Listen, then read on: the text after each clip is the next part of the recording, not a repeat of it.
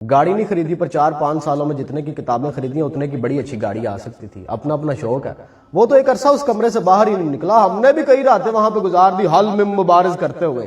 سوچا تھا کسی ایک فرقے کو نہیں پڑھیں گے ورنہ ایکسٹریمسٹ ہو جائیں گے. اس لیے سارے فرقوں کی میجر کتابوں کو پڑھا, ایون ترات کو پڑھا, تمار کو پڑھا. ایک بات سمجھ میں آئی کہ لوگوں کا کوئی قصور نہیں ہے, سارے اپنی اپنی جگہ پہ بالکل ٹھیک ہے, کیونکہ یہ جن کتابوں کو فالو کر رہے ہیں, جس کریکولم کو یہ پڑھ رہے ہیں, اس کے اندر یہی سب لکھا ہوا ہے. اس کے اکارڈنگ ان کے عقائد بالکل ٹھیک ہے, اپنی اپنی کتابوں کے اکارڈنگ. اور کتابوں کے پلندے چاروں طرف ہیں, پر ہم ہاتھ الجھے ہوئے ریشم میں پھنسا بیٹھے تھے. اب بتا کون سے دھاگے کو جدا کس سے کریں. کتابی ریفرنس دینے والا کوئی بندہ ہماری کیوریوسٹی کو ٹیکل نہیں کر سکتا تھا. اس کی ریزن یہ تھی کہ ہم نے وہ کتابیں پڑھ لی ہوئی تھی. اس لیے میں ہوں مسلم علمی کتابی والے جو صاحب ہیں ہمیں زیادہ امپریس نہیں کر پائے, حالانکہ وہ بھی اپنی جگہ پہ بالکل ٹھیک ہے, کیونکہ وہ جس کریکولم کو ڈسکس کر رہے ہیں اس کریکولم میں وہی سب لکھا ہوا ہے. مجھے لگتا تھا کہ کہیں نہ کہیں ایک راز ہے وہ رونڈا بارن والا جو مسنگ ہے, ایک سیکرٹ ہے جو پتہ چل گیا تو ساری گتھیاں سلجھ جائیں گی. اور مجھے لگتا تھا کہ وہ جو راز ہے وہ کسی عام بندے کے پاس نہیں, نہ کسی کتابی کیڑے کے پاس ہے. وہ راز ہے کسی صاحب ارشاد کے پاس, حقیقی معرفت والے کسی بندے کے پاس وہ راز ہے.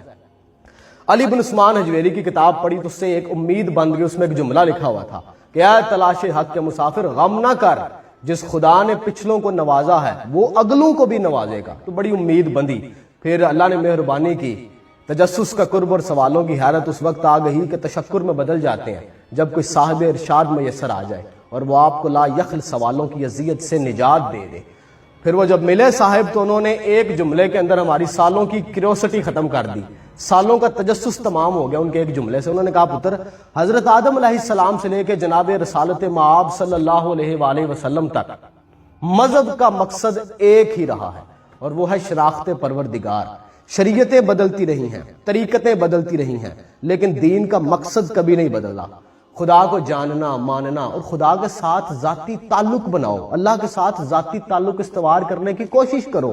ہاں اس میں کچھ مشکلات ضرور ہیں, لیکن یہ ممکن ہے. یہی مقصد ہے مذہب کا. جن جھگڑوں میں آپ سب پڑے ہوئے ان کا کوئی فائدہ نہیں. خدا کے سسٹم کے اندر جس کا جو رینک ہے وہ وہی رہنا ہے, آپ جو مرضی کر رہے ہیں. خدا کا ڈیٹا آپ کی رائے کا محتاج نہیں ہے. آپ کے رائے دینے سے خدا کے ڈیٹا کے اندر موجود جس کا کوئی رینک ہے وہ بدل نہیں سکتا.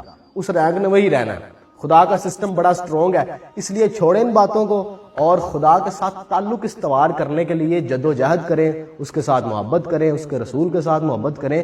اور جو بندہ دلچسپی رکھتا ہے خدا کے اندر, مذہب کے اندر, اسے بھی یہی بتائیں.